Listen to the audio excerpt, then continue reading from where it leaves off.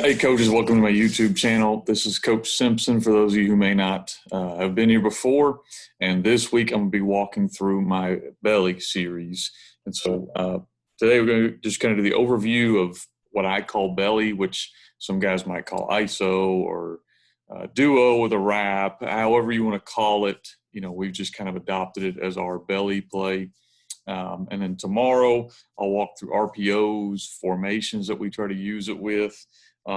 The next day I'm going to go through adjustments in the blocking scheme. And one thing that we try to do inside of our offense is have multiple adjustments that we can use. And with belly being kind of a play that we think is able to morph and adapt, we want to have all these built-in adjustments to the multiple fronts we might see. The next day I'm going to go through some clips and some fronts and just kind of give you basic rules against every front you may see, and then some game clips as well. And then finally, talk about why we really like our belly because we think it pairs so well with our buck sweep. You know, we're a big buck sweep team, and so most teams that want to play us have a lot of built-in answers to try to stop buck. And so to counteract that offensively, you need a play that's going to attack in the B gap, C gap, or A gap. And then we think belly kind of does that. It can attack any of those gaps. And so why we really like that play. So I'm going to go ahead and share my screen and get into,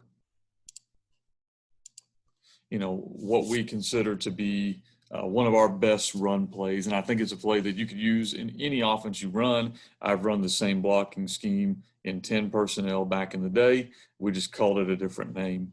And so I'm going to kind of go through and look at a little bit out of this PowerPoint and then jump back and forth a little bit. So hopefully it won't be too confusing to you guys.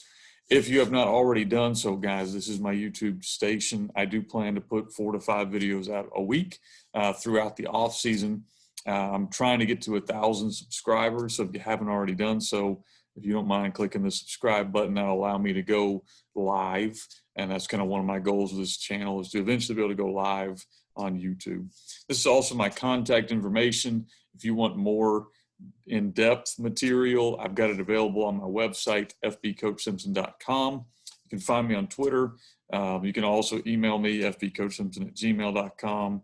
Then I've got a lot of this whole system is up on CoachTube. So if you want to have access to everything we run, that's available there as well. So real quick overview of strong belly for us. I promise I'm only going to share one slide on here, and I'm going to give you kind of a couple drawings of it. Instead of being on my whiteboard, I thought it'd be easier to do this because I can pair it with game film a lot easier.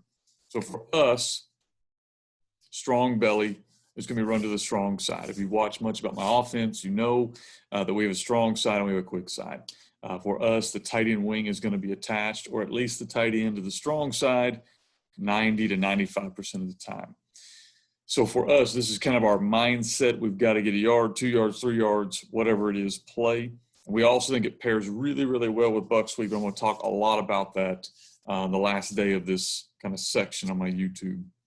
We want to attack the interior of the defense. This is our downhill play.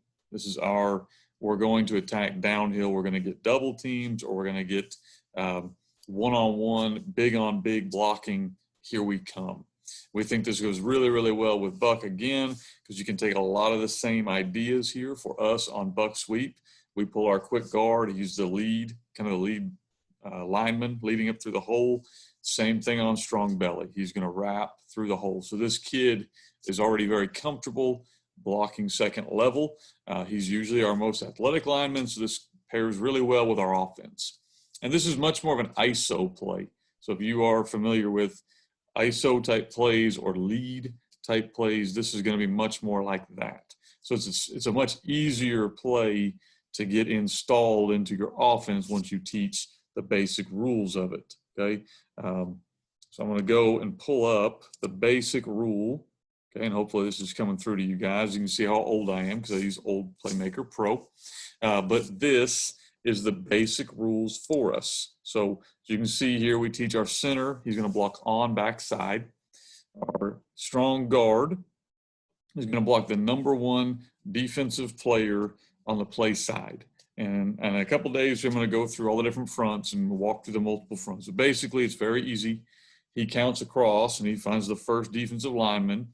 that's on from the center over to the strong side. So that could be a 1 technique, could be a head up 2, could be a 3. In this case, it's a 3 technique. So he has that guy.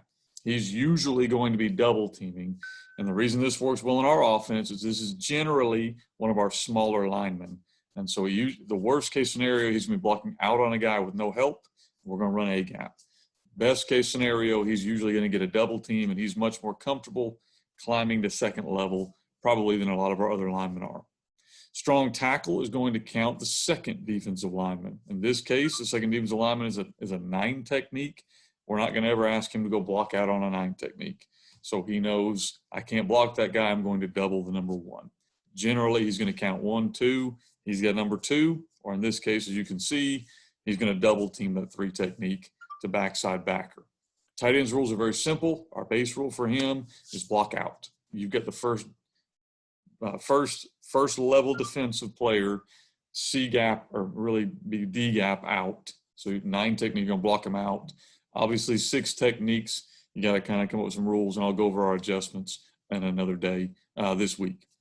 Our B, which is our wing back, is very comfortable blocking second level, so we're going to try to get him blocking second level. He's usually going to wrap first daylight. So C gap's uncovered, that's where he's going. If we've got a C gap defensive lineman, he may go to B gap. He could possibly scoop all the way to A gap if they've got linemen in each gap.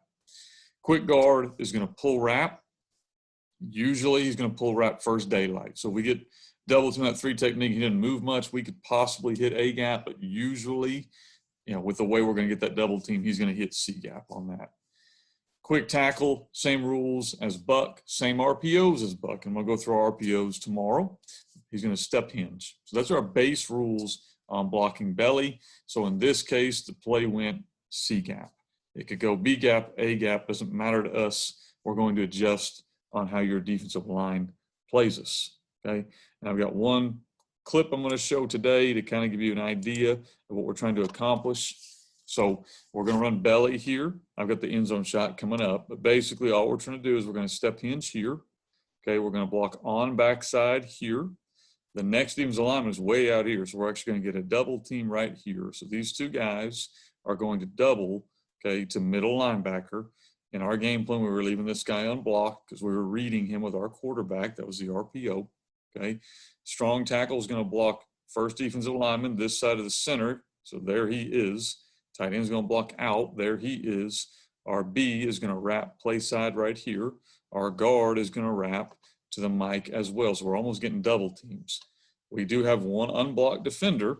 That's the corner right here. Now, again, remember, I said this pairs very well with Buck, because if this guy's making plays on Buck, then belly becomes kind of our answer. So here you can kind of see I'll run it all the way through. Our RP at the top of the screen, I believe, was a now screen. Really, we were just trying to run guys off. We might have been running a slot fade over there. But pretty simple play call for us. I'll give you kind of the end zone shot, and I'll kind of slow it down. Okay, so you can see we're right here going to block stepped hinge right here. That's the RPO guy. We're going to double team here. Now we can double to the mic or double to the backside backer. Since we were RPOing him, we were doubling the mic. Okay, block out, wrap. He's got that guy. He's also wrapping here. So if our double team doesn't get there, then he can get there. So you could double to backside and wrap to the mic if you wanted against this look. Okay. You can kind of see as the blocking develops, there's your double team. Those are very easy blocks for our players. Step hinge, you can see the natural gap that's created. So this is where our quarterback's eyes are or should be. Okay, he comes upfield, takes himself out of the play. So we're going to hand it off. Center actually does a great job right there coming off on that guy. He didn't have to, but we went ahead and made the call where we wrapped to the mic. Okay, and so now you can kind of see the gap our running back's looking at. Nice, easy hole. Great running back, makes you look good as a coach. So that's our general way we run belly. Okay, this is strong belly for us. We run it both ways, but this is our base way that we're going to run belly. Okay, so this week, guys, I'm going to be going through the different flavors of belly. So tomorrow, I'm going to talk about RPOs, different ways we read it, very similar to how we read Buck, and it pairs really well in our offense. The next day, I'll talk about adjustments, ways to adjust your blocking on different looks. The next day, I'm going to talk about show some clips, and then multiple fronts. How do we run against a 3 front, 4 front, over front, under front? How does belly have answers to all those fronts? Finally, I'm going to talk about why we pair it with our buck, or why we think it works so well within our offense. Again, if you have a chance, I'd appreciate it if you would like this video, subscribe to this channel. Trying to grow this YouTube channel, put out free material for you guys that are interested in learning a little bit about the gun tee, or even interested in just learning about football in general. If you got any questions, feel free to reach out, fbcoachsimpson@gmail.com, or if you would like more detailed information, go to my website, fbcoachsimpson.com. Thank you very much.